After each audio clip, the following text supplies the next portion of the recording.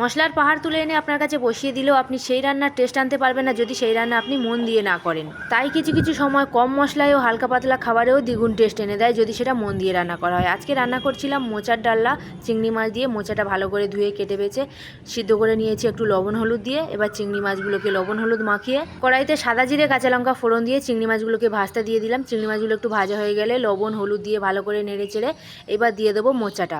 সিদ্ধ করে রাখা মোচাটা দিয়ে হলুদ লবণ লঙ্কা গুঁড়ো দিয়ে ভালো করে কষাতে। কালো কড়াইতে রান্না করে পরিবেশন করার জন্য আপনাদের কাছ থেকে ক্ষমা চেয়ে নিচ্ছি। খুব তাড়াতাড়ি এই কালো কড়াই থেকে সাদা কড়াইতে পরিণত হবে, আর সেই সাদা কড়াইটা আনার জন্য আমাকে একটু মাত্র সময় দিন, ততক্ষণের জন্য আমাকে ক্ষমা করে দেবেন। তরকারিটা আমার কষানো হয়ে গেছে, এবার জল ঢেলে দিয়ে ঢাকনা চাপা দিয়ে একটুখানি সিদ্ধ করে নেবো। সিদ্ধ হয়ে গেলে নামানোর একটু আগে চিনি, বাটা জিরে, গরম মশলা, ঘি এগুলো ছড়িয়ে নামিয়ে নেব। তাহলে খুব অল্প সময় আর কম খরচে তৈরি হয়ে গেল আমাদের মোচা ঘন্ট। এখন আমার মোচা ঘন্ট সম্পূর্ণ রেডি। কম মশলায় হালকা পাতলা খাবার খেয়ে দেখুন, দারুণ টেস্ট আনবে যদি সেটা মন দিয়ে রান্না করেন।